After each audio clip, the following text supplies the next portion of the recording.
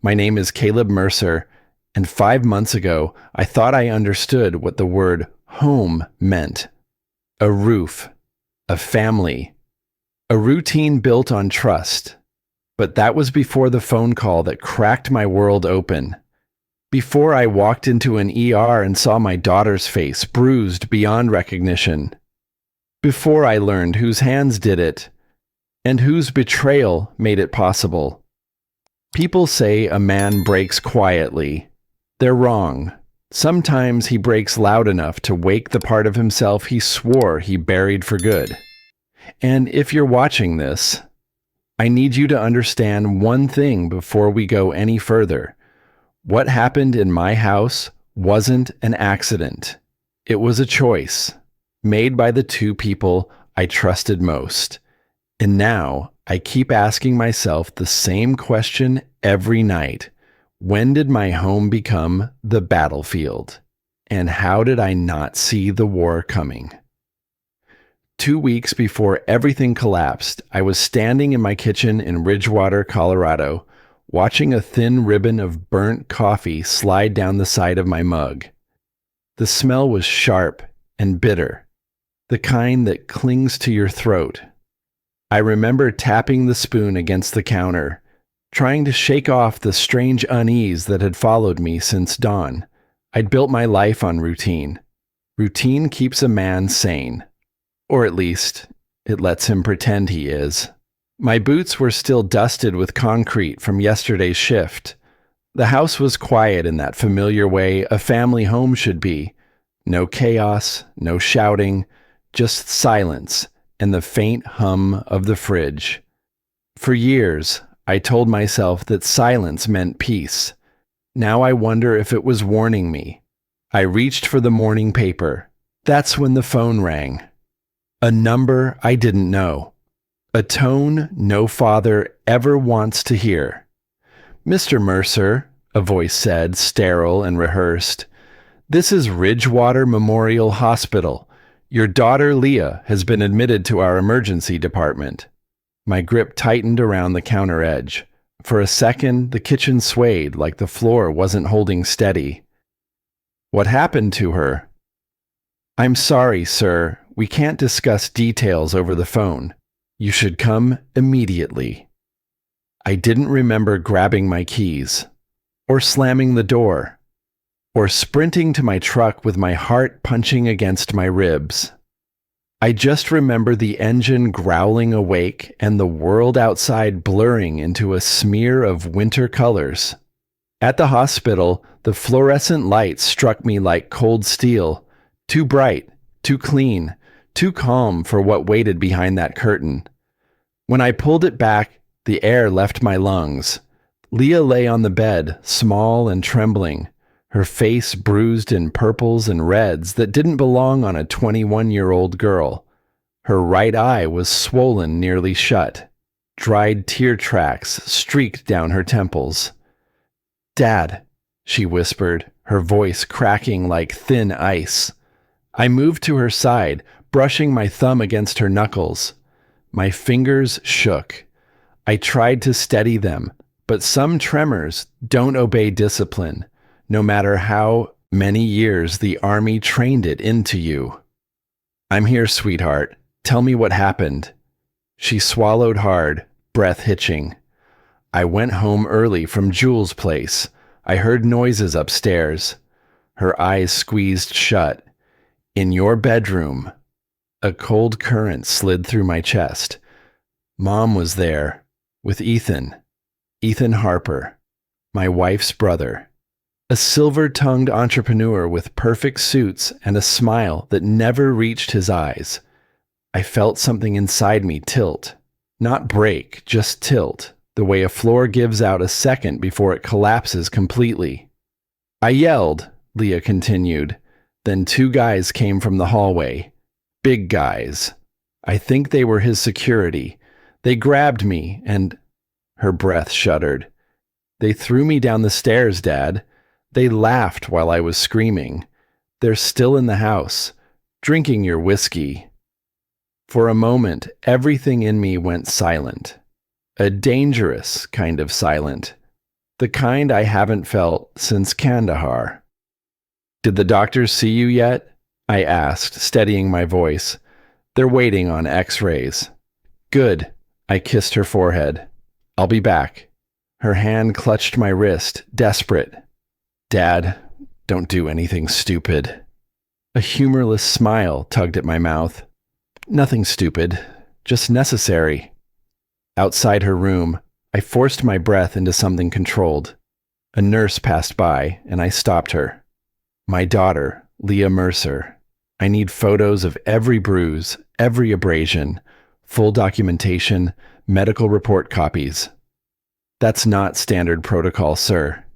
Make it happen, I said quietly. The men who did this aren't walking away.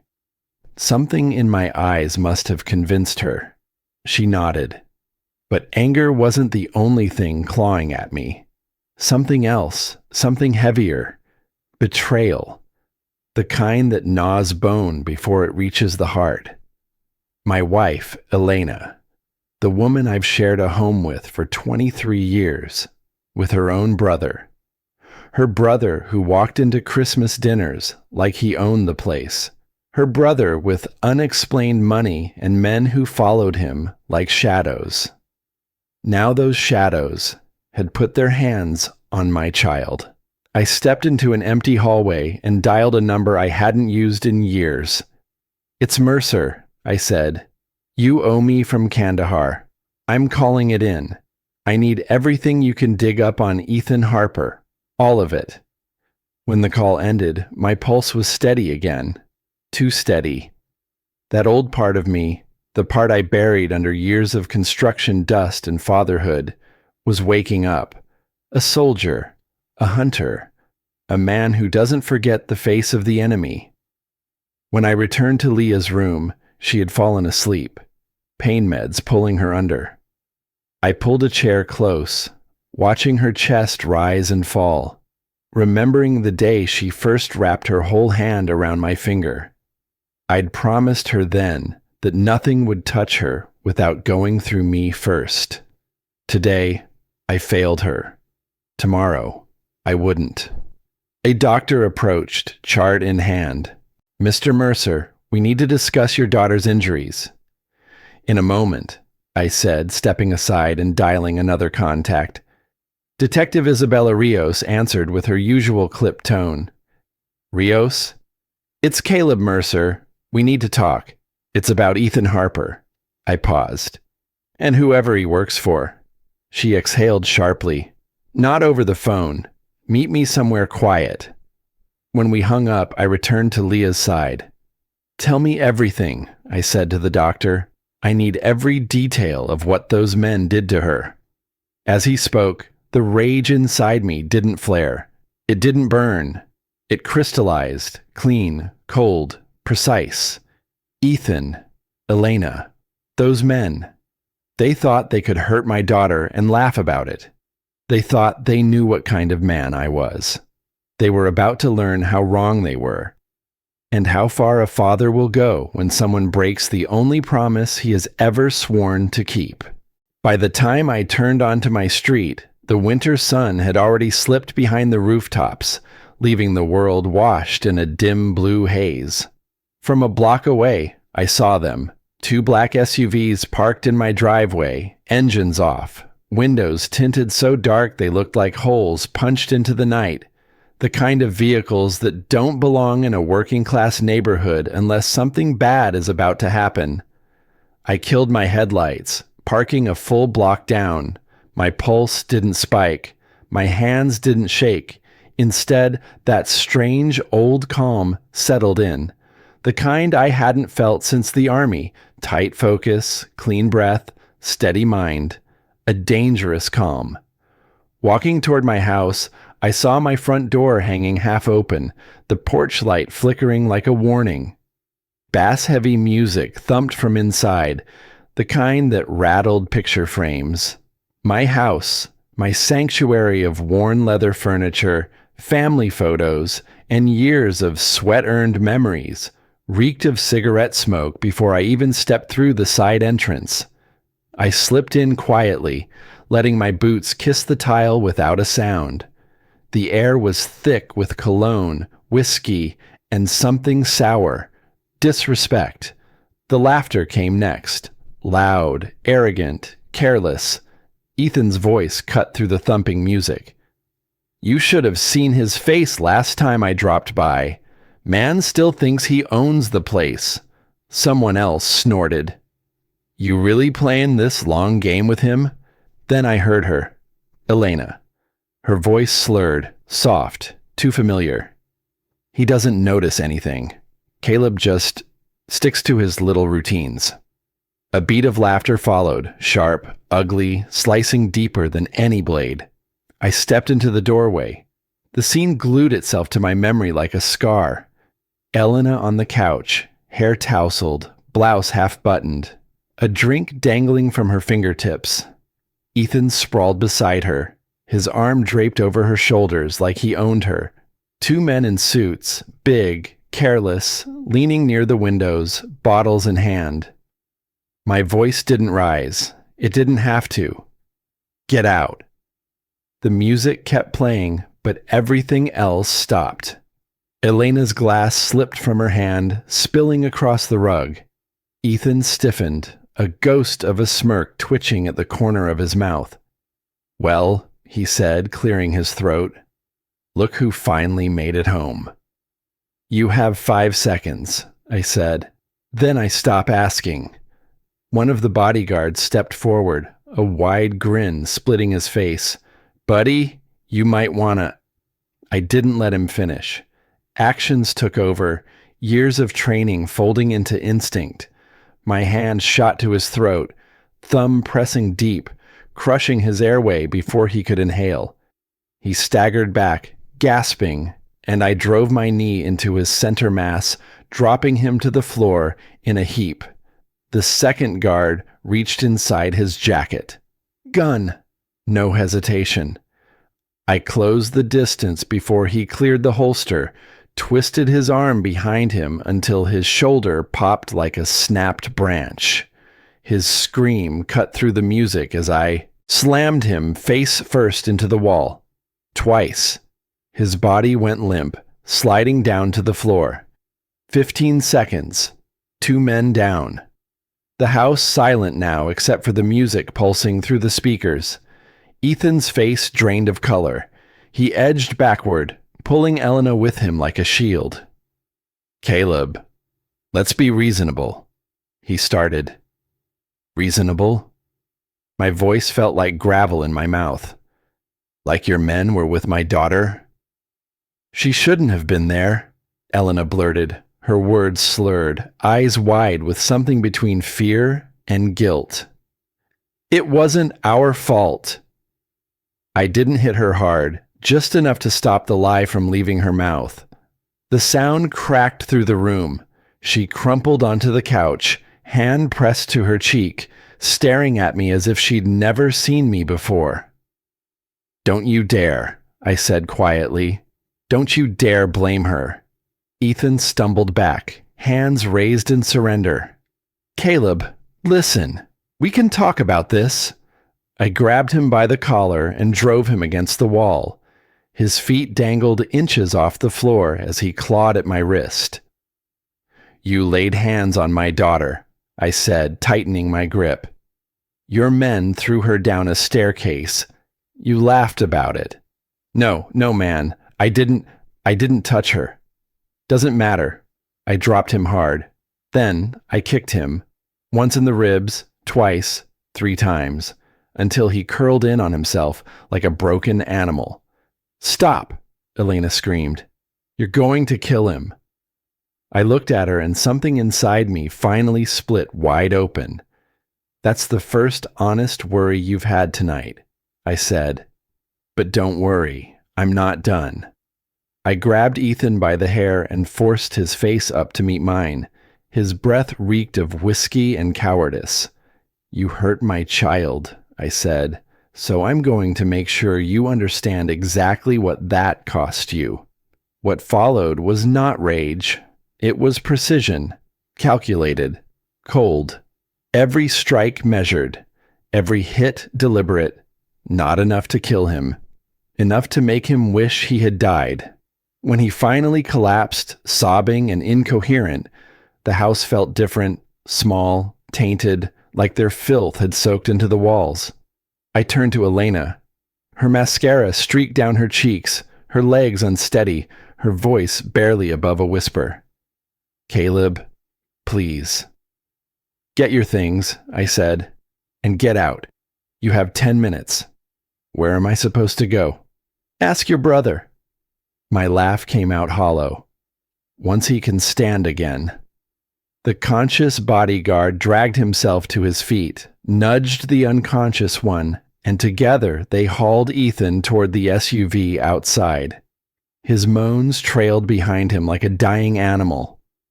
"This isn't over," Ethan muttered through bloody lips. "You're right," I said. The smile I gave him froze both guards in place. "It's just beginning." They left with their engines growling down the road. Elena stumbled after them, glancing back. Once, but I had already turned away. Inside, the house felt like a crime scene.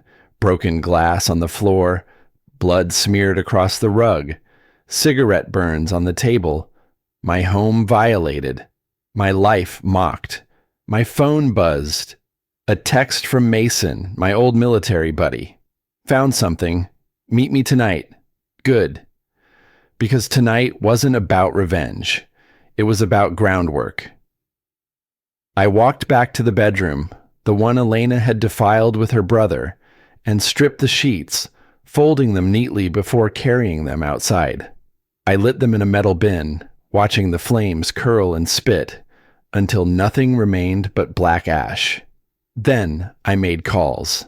Bank, lawyer, Detective Rios. One by one, the dominoes lined up. They thought I was predictable. A man of routine. A man who bends. A man who forgives. They forgot what I used to be before I built this quiet life. They forgot the man I can still be when someone touches my family. Tonight, they learned the first lesson. Tomorrow, they would learn the rest. The house was quiet after they left, but not the kind of quiet that settles. This quiet hovered, thick and wrong, like the air after an explosion before the dust knows whether to fall. I stood in the living room, staring at the blood smeared across my knuckles, trying to remember the exact moment my life splintered. But betrayal never hits all at once. It drips, gathers, then collapses the floor under you without warning. I sank into my old leather chair, the one that had molded to my back over the years. It should have felt familiar, grounding. Instead, it felt like I was sitting in someone else's home, someone else's life. The TV screen across from me was still dark, catching only the faint reflection of a man I barely recognized, jaw clenched, breathing slow and deliberate, eyes hollowed by something older than anger. My phone buzzed. Mason. Construction site, 1 hour. I closed my eyes, letting the memory of him pull me backward in time. Kandahar, 2003. The taste of sand in my teeth. The way the sun turned the world white and the air shimmered with heat. The ambush that came out of nowhere. The way bullets carved the ground around us while Mason dragged me behind a crumbling wall, yelling over the chaos that he wasn't letting me die that day. A man never forgets debt paid in blood. I rubbed my palms together, feeling the echo of that heat under my skin. Back then, I was a different man. Military life had stripped me down to instinct and duty, reshaping everything I thought I was.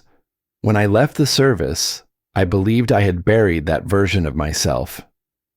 I came home to Ridgewater, walked into a diner for a cup of lukewarm coffee, and met Elena. Bright smile, brown eyes, the kind of warmth that made you forget for a moment that the world had ever been cruel. I mistook her attention for safety, mistook her dreams for ours, mistook her hunger for ambition instead of greed. I gave her everything I could: stability, A home, consistency. She said that was all she ever wanted, and I believed her. For years, I believed her.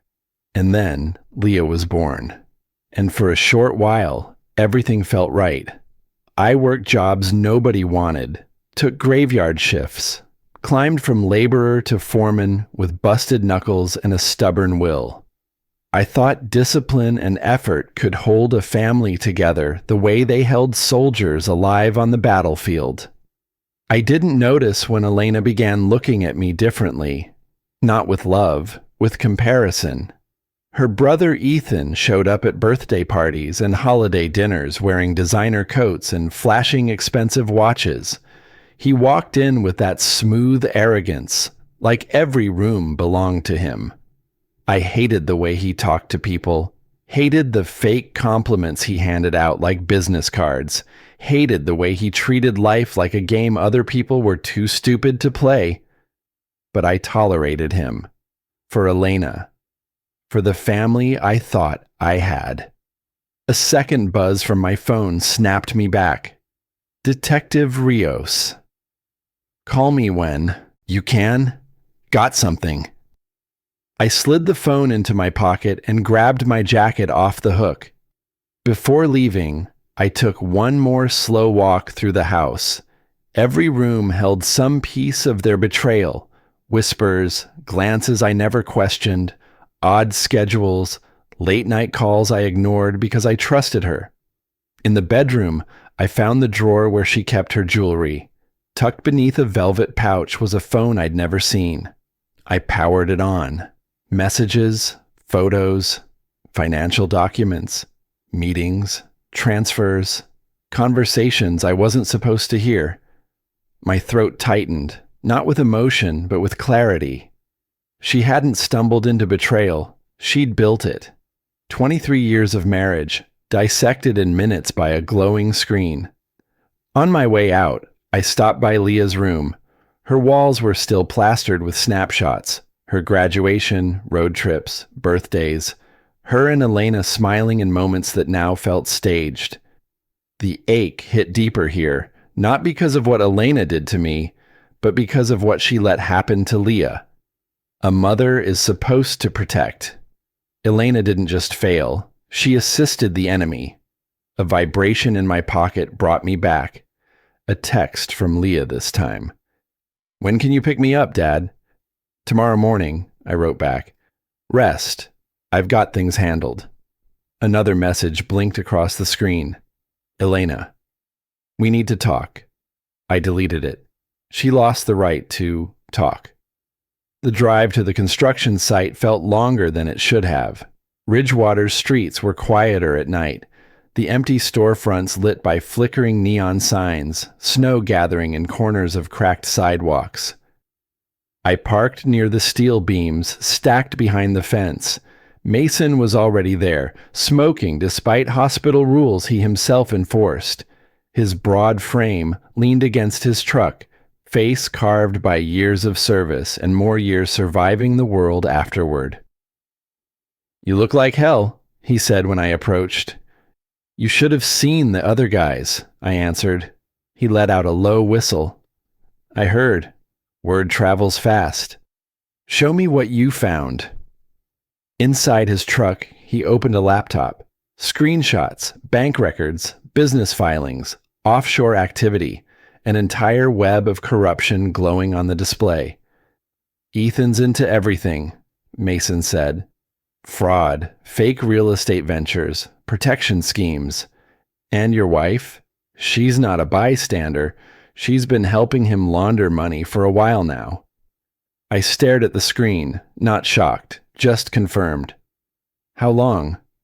Years, he said. And it gets better. Ethan owes big to people you don't want to owe. Dangerous people.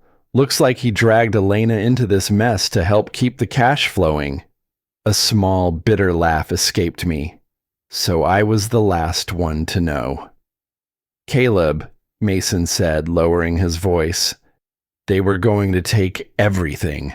Divorce papers already drafted. Debts lined up in your name. They'd leave you with nothing. That was the plan, I said flatly, until Leah came home early. Mason studied my face, reading something there. What are you thinking? That I'm done being blindsided. I closed the laptop. I'm going to burn everything they built, and I'm not talking about killing them. Death is mercy. You sure you want to walk this path? He asked. They made the path, I said. I'm just following it to the end. He didn't argue. Men like us understood certain things without needing them spoken. When I returned home, the house felt different. Not broken, clarified. Like turning on a harsh light and seeing dust in every corner. I searched every drawer, every box, every forgotten nook. I found documents she thought I'd never uncover. I found ledgers with Ethan's handwriting. I found enough evidence to bury them both 6 feet under financially and legally without spilling another drop of blood. My phone buzzed again. Leah. Mom called me. I clenched my jaw. What did she say? She tried to blame me. I hung up. Good girl. Later, I sat in my chair again, the gun laid out on the table in front of me. I wasn't cleaning it out of necessity. I was cleaning it for clarity. Some rituals bring a man back to himself. The soldier in me wasn't waking up. He was already awake, and he was patient now, cold, calculating, ready.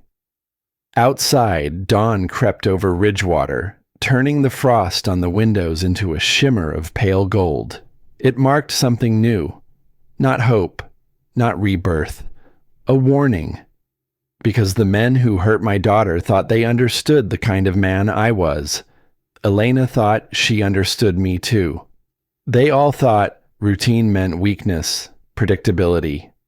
They forgot the truth I spent years trying to bury. A quiet man is not a harmless man. A betrayed man is not a broken one. And a father. A father is the most dangerous thing on earth when someone harms his child. Tomorrow, I would pick up Leah. Tomorrow, the war would begin in full. By the time I reached Ridgewater Memorial the next morning, the hallways felt colder than they had the day before. Maybe it was the knowledge sitting in my gut now, heavy and sharp. Maybe it was knowing that the girl waiting for me behind that door had been thrown into hell because of choices made by the people who were supposed to protect her. Or maybe it was because I wasn't the same man who walked in here last time. The nurse at the station nodded at me, not with sympathy, but with familiarity, the kind that says they've seen me walk these halls too many times in too short a span. My boots echoed along the linoleum as I approached room 217, that rhythmic thump-thump that felt a little too much like a countdown. When I looked through the narrow window, Leah was propped against her pillows, eyes fixed on the muted TV mounted to the wall. The bruises had darkened overnight, turning the right side of her face into a canvas of blues and violets, a sight that hit me with the same force every time I saw it. I stepped inside. "Morning, sweetheart." She turned her head, wincing just slightly. "Hey, Dad." Her voice was steadier, but behind it I heard something new. Anger. A daughter's fury, clean and justified. I pulled the chair close and took her hand. Her fingers were cold, but they curled around mine like she was anchoring herself. "The doctor said I can go home tomorrow," she said. "Not home," I corrected gently. "You'll stay with Jules' family for a while, until I sort some things out." Her eyebrows drew together. "Dad, I don't want to." "No arguments, Leah. The house isn't safe right now." She didn't push back. That alone told me how shaken she still was. A beat passed, the quiet settling between us like fragile glass. Then she said it, soft, hesitant. "Mom called me." My chest tightened, but my voice stayed even. "What did she say?" She said I shouldn't have come home early, that I misread everything, that it wasn't what I thought. A breath hitched in her throat. She tried to blame me, Dad. I stood abruptly. Not because I was angry, which I was, but because if I didn't move, the rage might have shown in ways I didn't want Leah to see. I paced once toward the window, letting the cold light calm my pulse. You listened to me, I said quietly. Nothing about this is your fault. She wiped a tear with the back of her hand, wincing as her bruised wrist bent. I leaned down, took her hand again, gentler this time. They hurt you, I said. That's on them. Not you. Never you. She nodded, but the pain in her eyes was deeper than the bruises. Dad, she whispered, how long do you think it's been happening? Mom and Ethan? I sat again, letting out a slow breath. How long have you noticed him around more? She hesitated. A few months, I guess. Maybe more. He would show up when you were working late. Mom always said it. Was business. But they'd stop talking whenever I walked in. I absorbed every detail, building the timeline in my head like I used to reconstruct field reports. Patterns, overlaps, motives.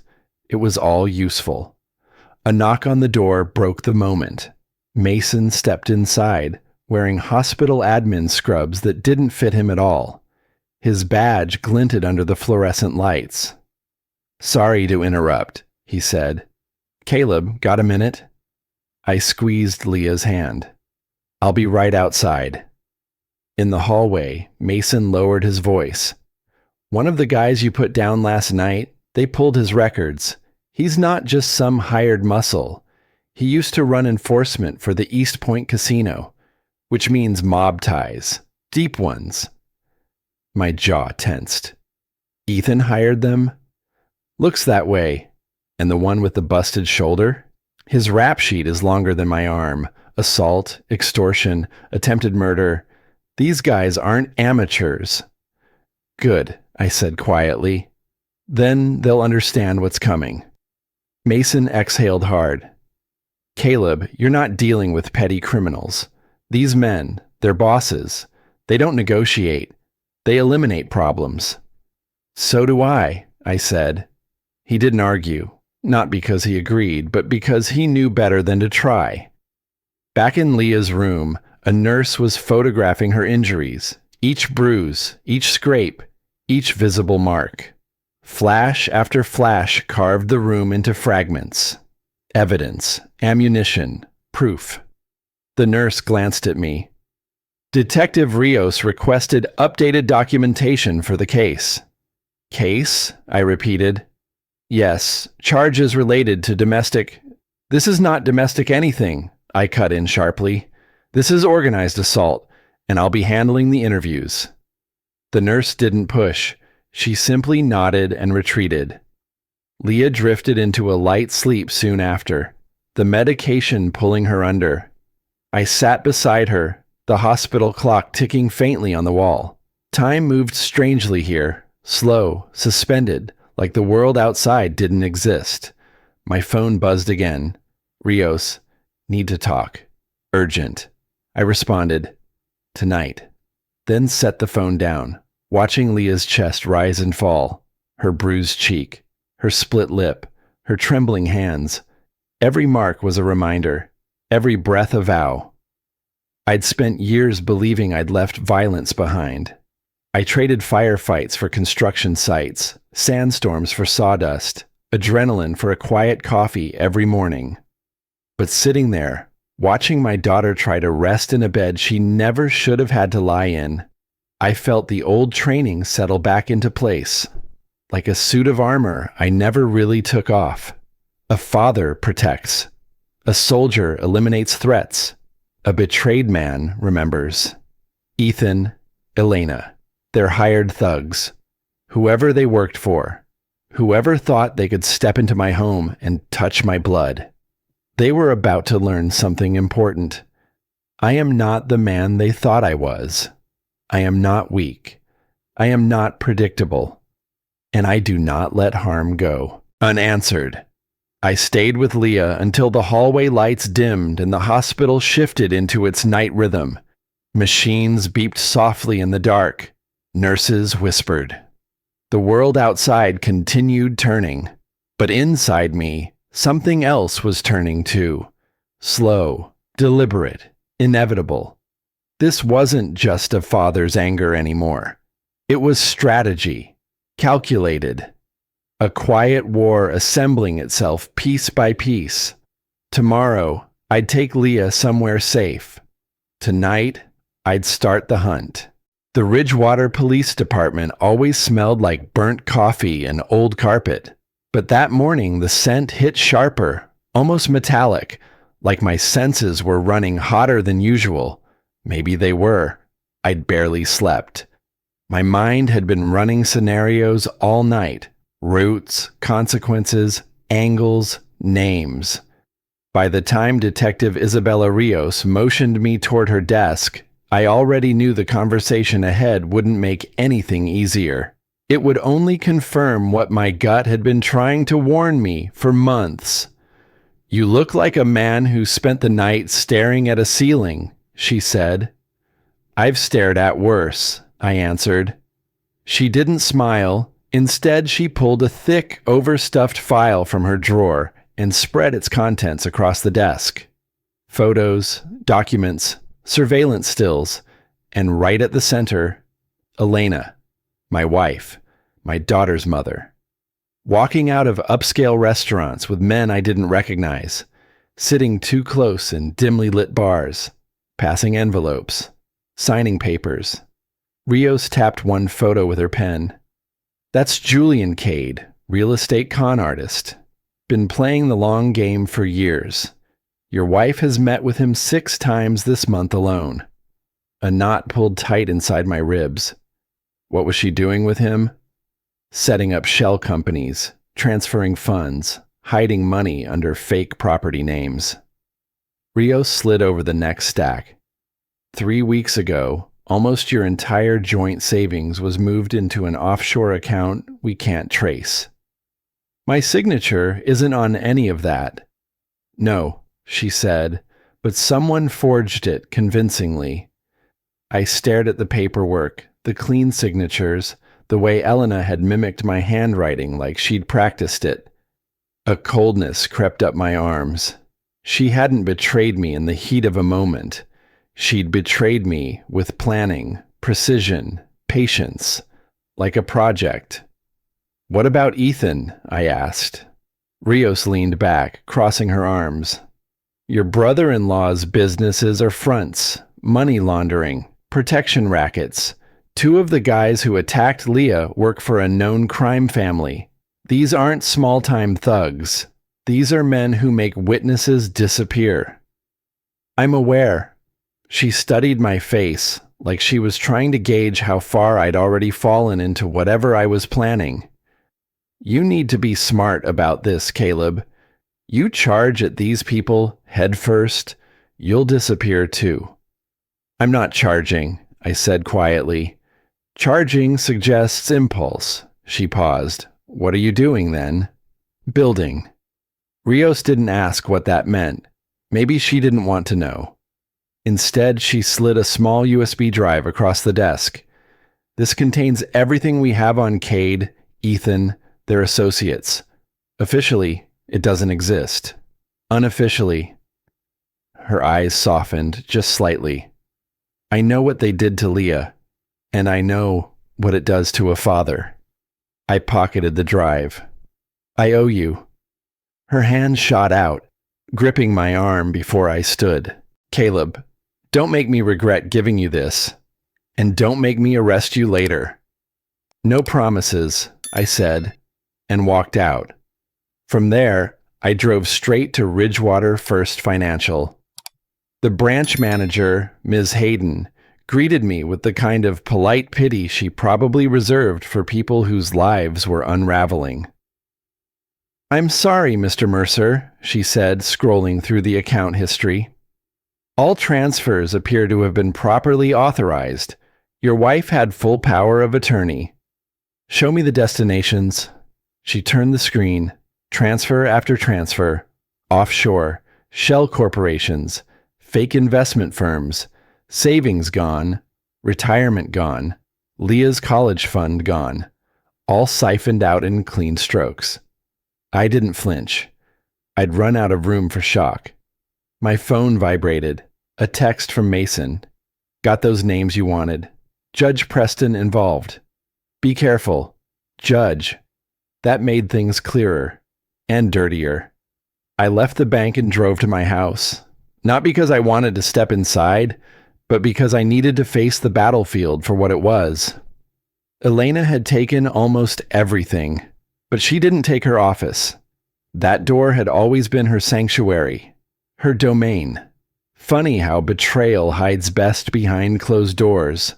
The desk drawers were filled with more than I expected.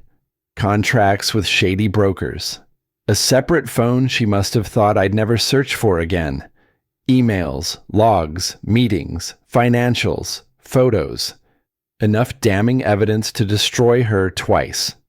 A folder tucked behind the filing cabinet caught my eye. Inside were pictures of her and Ethan together, close, intimate, unashamed. Insurance, clearly. A woman protecting herself even from her partner in crime. My phone rang. Elena. For a moment I considered ignoring it. Then I answered. Caleb, she said, her voice trembling. Please, we need to talk. No, we don't. You don't understand. I understand perfectly. You stole from me. You betrayed me. And you stood by while your brother's men threw our daughter down a staircase. A sharp inhale. I didn't know they would hurt her. You knew exactly who he was, exactly what he did, and you still chose him. You have no idea what you're dealing with. No, I said quietly. You don't. I hung up. I opened my laptop, plugged in the USB from Rios, and watched years of surveillance, reports, witness statements flood the screen. Julian Cade's victims, Ethan's criminal records, bribes to Judge Preston, offshore transfers, codes, patterns, everything I needed to understand the ecosystem of corruption orbiting around the two people who had been sitting in my living room laughing over whiskey. Each file, each photo, each number etched itself into place like pieces of a map that not only showed where Ethan and Elena had been, but where they were vulnerable. My phone buzzed again, this time from Drew, one of the victims Cade had swindled. Got your message. I'm listening. Good. They would all listen, because people with nothing to lose are the most dangerous allies you can recruit. The sun began to set outside, painting long shadows through the blinds. My house felt different under that fading light. Less like a home, more like a war room. The soldier in me didn't need orders. He needed targets. Elena and Ethan thought I was a predictable man, a man of routines, a man who trusts, a man who bends but doesn't break. They miscalculated something vital. A predictable man is easy to underestimate. An underestimated man is easy to ignore. And an ignored man is the one who can destroy you before you ever see him coming. As I cleaned my gun for the second time that day, the metal catching the last streaks of daylight, I didn't feel rage. I felt clarity, the kind you only feel before a mission, the kind that tells you there's no turning back. Tomorrow, I'd set the first trap. Tonight, I'd prepare the battlefield. The bar Mason chose wasn't the kind of place anyone visited willingly.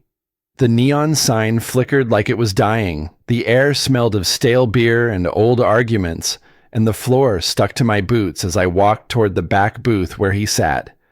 It was perfect. Loud enough to cover a dangerous conversation. Quiet enough to notice if someone got too close. Mason had always been good at choosing locations that wouldn't remember you afterward. He didn't greet me, Didn't have to. He just nudged a thick folder toward me as I slid into the booth. That's everything, he said, voice low. Hospital reports on the 2 guys you dropped. Caruso's still in the ICU. Baglia's jaw looks like a smashed piñata. A thin, bitter breath left me. Not satisfaction, not regret either. Just acknowledgement of what had already begun. They'll live, I said. Yeah, Mason replied, swirling the whiskey in his glass. But they won't forget you. And men who don't forget usually come back, especially the ones who work for families like the Castanos. The name settled between us like a shadow stretching across the table. Organized crime wasn't a rumor in Ridgewater. It was a quiet ecosystem, and Ethan had been climbing inside it like a parasite, feeding off power he didn't earn and certainly didn't understand. Show me the background checks, I said. Mason opened another file and flipped through documents with the efficiency of a man who'd spent years navigating battlefield intelligence. Cade's been working with Ethan about 2 years. They've built a whole pipeline, fraudulent investments, fake land deals, offshore laundering. But the victims, he slid over a list of names. These people lost everything. Jobs, homes, savings. Cade took them apart piece by piece. I scanned the names. Drew, Mrs. Whitlock, Jeremiah Rusk, Alondra Shaw. Faces I didn't know, lives destroyed by a man who had sat at my dinner table once and complimented my daughter's artwork like he was human. How many? I asked. At least 20 confirmed, Mason said. Probably more. 20 broken lives. 20 people abandoned in the dark. 20 reasons for Cade to pay. Mason watched me carefully. You're forming something in your head. I can see it. I'm forming options, I said quietly. Plans come after options. He took a slow drink. Whatever you're planning, do not go near the Castanos. Ethan's in deep, Caleb. You push the wrong button. They'll turn their attention to you, and they don't miss. I met his eyes, steady. Neither do I. For a moment, silence stretched like a held breath. Then Mason sighed, rubbing the back of his neck. You're not the man you used to be after the army, he muttered.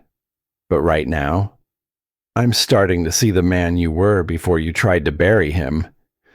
I didn't respond, because he wasn't wrong. My phone buzzed against the table. A message from Detective Rios. Parking lot. 5 minutes. Don't make me chase you. Perfect timing. I stepped out of the booth and Mason grabbed my arm, fingers tight. Caleb, be careful. I'll try, I said, though we both knew careful wasn't part of what this required. The night air outside hit cold, sharp, metallic. The street lights buzzed overhead.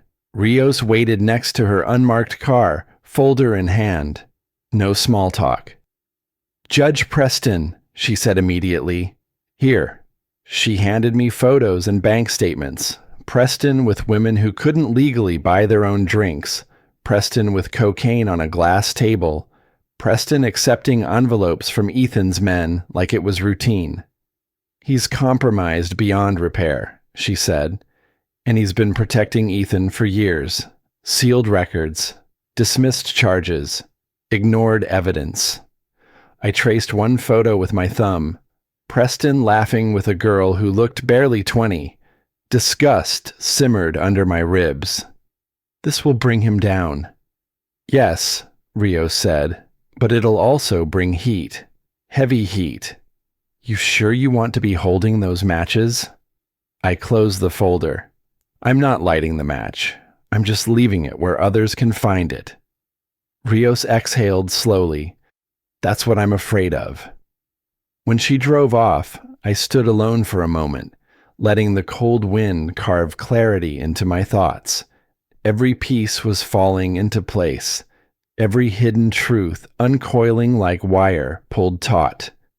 I drove home in silence, engine humming beneath me like a calm heartbeat. But inside the house, calm ended.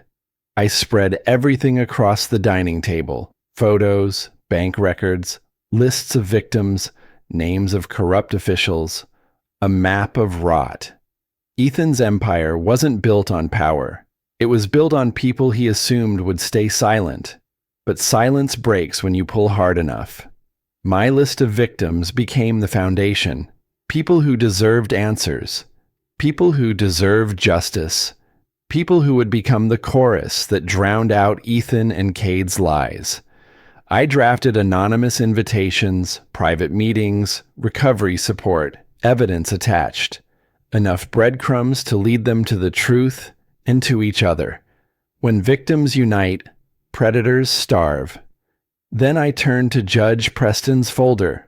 Copies to the media, copies to the Bar Association, copies to his wife, copies to the feds. All scheduled, all automated, all unstoppable. My phone buzzed again. A text from Elena. "We need to talk, please. Caleb, I'm scared." I stared at the message, feeling nothing. She wasn't scared of what she'd done. She was scared of losing what she'd built on betrayal. My fingers moved across the keys. "Then you should be." I hit send. Then my laptop beeped. Files from Mason, newly decrypted, stolen money trails, offshore accounts, Ethan's skim, Elena's cut. The entire tower of deceit laid bare in numbers and names. The soldier inside me, buried for 14 years, opened his eyes fully for the first time. Discipline, precision, strategy. This wasn't revenge. Revenge was emotional, reckless, sloppy. This was a dismantling. A cold, efficient dismantling. I stood in the dim dining room, surrounded by the evidence of 2 decades of lies, and whispered the truth aloud, like a vow etched into bone. They wanted war. Now they have it. And tomorrow, the first domino would fall. The morning the trap began to close, the sky over Ridgewater carried that gray stillness right before a storm breaks, heavy, waiting, holding its breath. I sat in my truck across from Cade Hollister's office building, binoculars resting against the steering wheel, watching the first victims arrive. One by one, they stepped out of their cars, clutching folders, photocopies, envelopes, the weight of years of humiliation written in the way their shoulders curled inward. Drew, who'd lost his entire pension. Mrs. Whitlock, whose home was stolen through forged deeds. Jeremiah Rusk, a mechanic who disappeared into debt after investing in Cade's guaranteed returns. Alondra Shaw, a single mother Cade swindled through a bogus housing program. 20 people in total. 20 people who thought their pain had no witness. Now they had proof. And each other. I could see their confusion as they gathered in the lobby, shifting nervously, murmuring, heads snapping up each time the elevator dinged. They didn't know who called them here. They didn't know they were all victims of the same man. But they would. My burner phone rang. Danny's voice came through, hushed and fast. "The transfers are complete. Ethan's offshore accounts are zeroed. Elena's too. Their safety nets are gone." "What about the shadow accounts?" I asked. "Converted and insulated. No one can trace them back to you, or Mason, or anyone else." "Good." Another step sealed. "And the IRS?" I asked. Danny chuckled. "Already fed. They'll move faster than gasoline on a dry field." I hung up, the sharp buzz of adrenaline crawling up the back of my neck.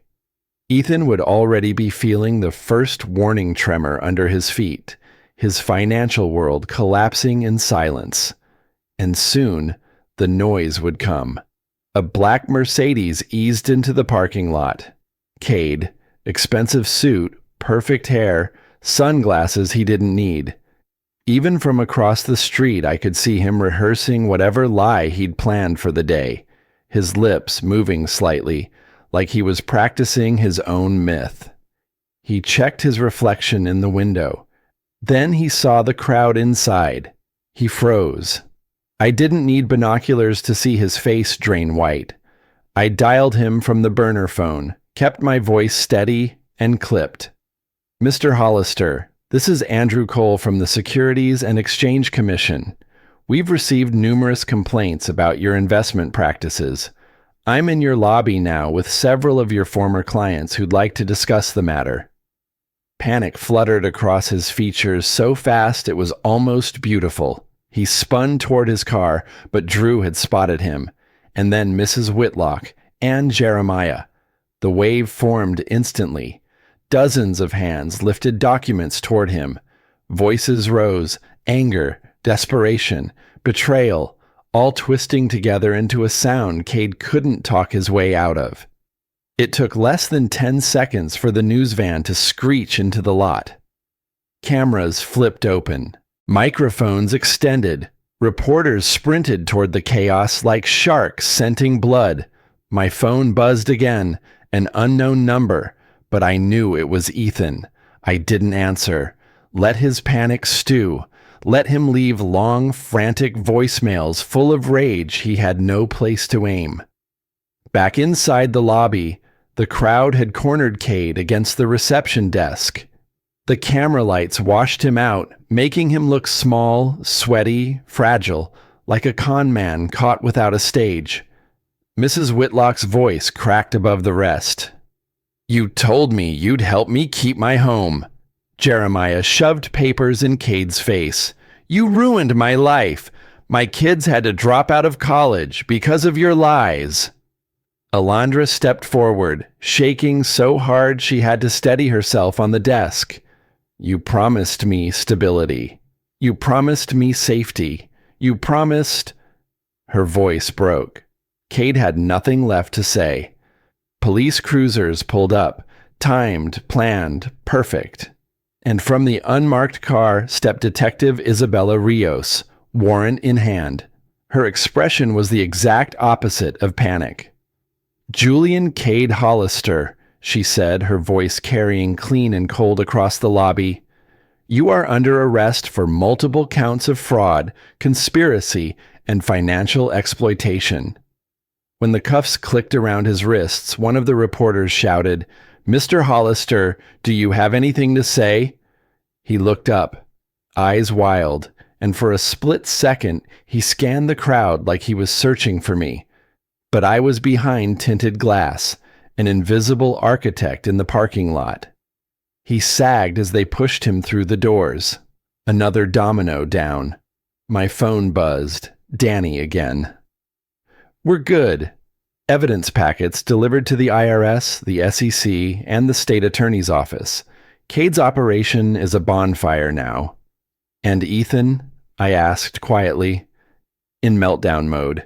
He just tried logging into 6 accounts. Empty.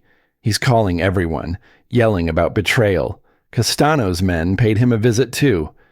They're not exactly gentle when asking questions." Of course they weren't. I started the truck and drove away. Cade wasn't my endgame. He was a piece. Ethan was next. And Ethan, stripped of his stolen wealth, his protection, his leverage, was now the most dangerous kind of man. A panicked one. At the construction site on the edge of town, Tony Baglia was waiting for me. He leaned against a stack of metal beams, one arm in a sling, jaw swollen purple under medical tape. He came alone, just like I told him to. "Talk," I said, stepping out of the shadows. He glanced around, swallowing hard. "You said nobody else would hear this." "They won't," I said, pressing record on the hidden mic inside my jacket. And he talked. For nearly an hour, he spilled everything. Ethan's shell companies, payoffs to city officials, Judge Preston's involvement, Castano's distribution channels, the offshore laundering system, the parts Elena helped manage. He talked because fear had stripped him, down to the root. He talked because he wanted to live. When he finished, I handed him a sealed envelope. A plane ticket, new identity, cash. If you stay here, the Castanos will kill you. If you run, you disappear. But if you ever speak Ethan's name again, or mine, those recordings reach the feds. Baglia nodded fast, clutching the envelope like it was his last lifeline. It won't come from me, Mercer. I'm gone. Then he fled into the night. I uploaded the recordings to 3 secure servers, encrypted and time-released. Insurance. Always insurance. By the time I got home, my hands had finally stopped shaking, not from fear, but from the cold calm that had replaced the man I used to be. I wasn't reacting anymore. I was shaping, directing, engineering the collapse of the people who had broken my family. My phone buzzed again. Mason this time. Castano's men just left Ethan's office. He looked like he'd seen the devil. A humorless breath escaped me. He has, I typed back. Then I turned off every light in the house and stood alone in the dark, letting the silence settle into my bones. The trap wasn't just set. It had already snapped shut. And the next chapter wasn't about chasing Ethan Hollister. It was about watching him fall. Night falls different in the warehouse district. Heavy, metallic, like the air itself is holding on to secrets no one dares speak. I parked behind an abandoned loading dock, killed the engine, and let the silence wrap around me. Somewhere in the distance, a freight train moaned across the tracks, long and low, a sound that felt like a warning. I stepped into the open stretch of cracked asphalt, boots hitting the ground with a muted thud. The shadows swallowed me easily. Danny had already cut the security feeds, and the place felt dead, hollowed out, waiting for something violent to be born. My phone buzzed in my chest pocket. Mason. Castano's men are on the move. They're headed to Ethan's warehouse. Don't stay long. I slipped the phone away. I wasn't staying long. I was finishing something. Headlights swept the far end of the lot. A black SUV rolled to a stop beside the loading bay, doors opening before the engine even died. 2 Castano soldiers stepped out first. Broad, cold eyes, hands already near their weapons. Then Ethan emerged, clutching a briefcase like it was the last piece of his soul he hadn't managed to lose yet. Even from my distance, I saw how bad he looked. His shirt wrinkled, collar half open, hair matted from stress. The kind of man who'd spent the last 12 hours trying and failing to outrun the truth. He stumbled toward the soldiers, voice cracking. "I have the money, I swear. Just let me explain. There was a mistake. Someone hacked the accounts." The larger soldier took the briefcase and flipped it open. Empty. Not a dollar. Not a scrap of paper. Not even a breath of hope. The soldier's face hardened. This was supposed to be 10 million. Ethan's voice broke apart, wild and shrill. It was. I don't know what happened. You have to believe me. Someone set me up. I stepped into the faint wash of the SUV's headlights, letting them see me, but not too clearly. "Someone did," I said, "and you know exactly who." Ethan spun toward me, eyes wide, pupils blown out with panic. You did this." "Not just me," I answered. "You built your empire on stolen lives, on people you thought were too broken to fight back. You should have known someday someone like me would show up." The smaller soldier moved toward me, hand on his gun. "Who the hell are you?" "Someone who can prove your boy here has been skimming off your family for years." The larger soldier stiffened. "You better have evidence for that." "Oh, I do," I said, lifting a small flash drive between 2 fingers. "Transfers, offshore accounts, transactions he never reported to you. Ethan's been stealing from you since day 1. Ethan's knees buckled. That's a lie. A goddamn lie. You think they'll believe you? They already checked, I said. Didn't they, boys? The soldier's phone buzzed. He read the message, jaw tightening. Boss confirmed it. Money trails are real. Looks like you've been double dipping, Ethan. Ethan's breathing turned shallow, frantic. No, I can fix this. I can get the money back. I just need time. Please. I have connections. I can... Time's up, the soldier said simply. Ethan dropped to his knees. I didn't move. Didn't blink. Didn't feel 1 ounce of sympathy for the man who left my daughter bleeding at the bottom of our staircase. Ethan clawed at the soldier's sleeves, voice splintering into something almost childlike. I did everything for you. I brought clients. I kept the cops off you. I protected your... You protected yourself, the larger soldier cut in, and you stole from the wrong family. A gun lifted. A single suppressed breath of sound cracked the air. Ethan toppled sideways, his cheek hitting the concrete with a soft, final thud. The soldier wiped his weapon against his sleeve. Boss says thanks for the info, he said to me, but stay out of our business. I'm not in your business, I replied.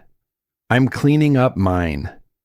They left without another word, tires screeching into the darkness, leaving Ethan's body cooling under the dim light.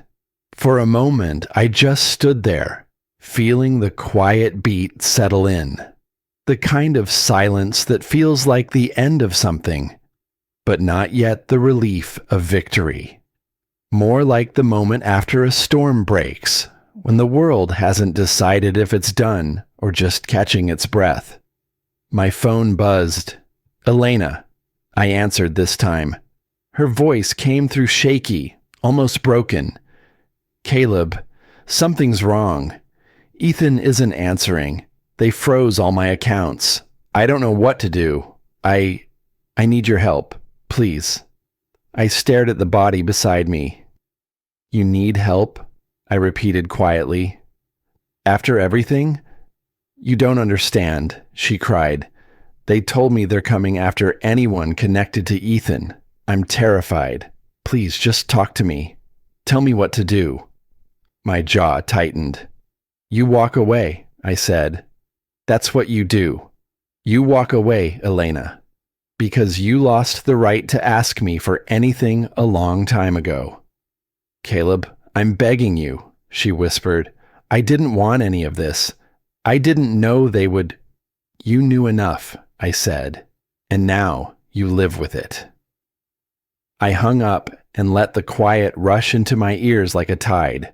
Later that night, I delivered divorce papers to her motel.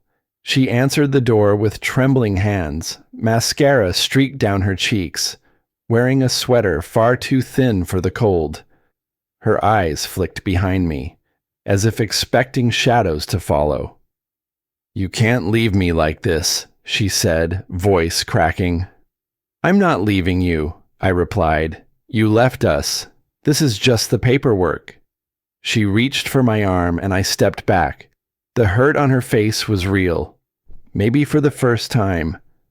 What am I supposed to do now? She whispered. Survive, I said. The same way. Everyone you and Ethan hurt had to. Her signature shook as she scribbled it across the page. When I turned to leave, she called after me. Caleb, was any of it real? I paused only long enough to answer honestly. It was, and that's why this hurts as much as it does. Back in my truck, the night stretched wide and cold around me. Mason texted, Torres is rolling on everyone. Preston's done. Castano's cutting their losses. Ethan's name is already a ghost. I let the message sit on my screen a moment. The war wasn't over. Not yet. But the battlefield had changed. The monsters who thought they were untouchable were collapsing under the weight of their own greed. And tomorrow, The final reckoning would begin. Sunlight slid through the kitchen windows like nothing had ever happened in that house, warming the counters where the morning paper lay folded beside a mug of coffee I'd brewed properly this time. No bitterness, no burn, just quiet steam rising in a home that finally felt still. Headlines stretched across the front page. Crime syndicate exposed, corrupt judge indicted, local financier found dead in suspected mob hit. Names I knew, faces that used to sit across from me at barbecues or holiday dinners, names that had once been part of my life, names that weren't mine. My phone buzzed. Mason. He didn't bother with hello. It's all over the news. Torres cut a deal. Preston's finished. The Castanos won't touch you. They're too busy cleaning up the mess Ethan left behind. You sure you're good? I'm good, I said, and for the first time in months, it wasn't a lie. Another buzz, this time from the hospital courier confirming the last of Ava's medical documentation had been finalized for the official record. That documentation, photos of her bruises, her swelling, the staircase she was thrown down, was now locked away in a safe only I could open.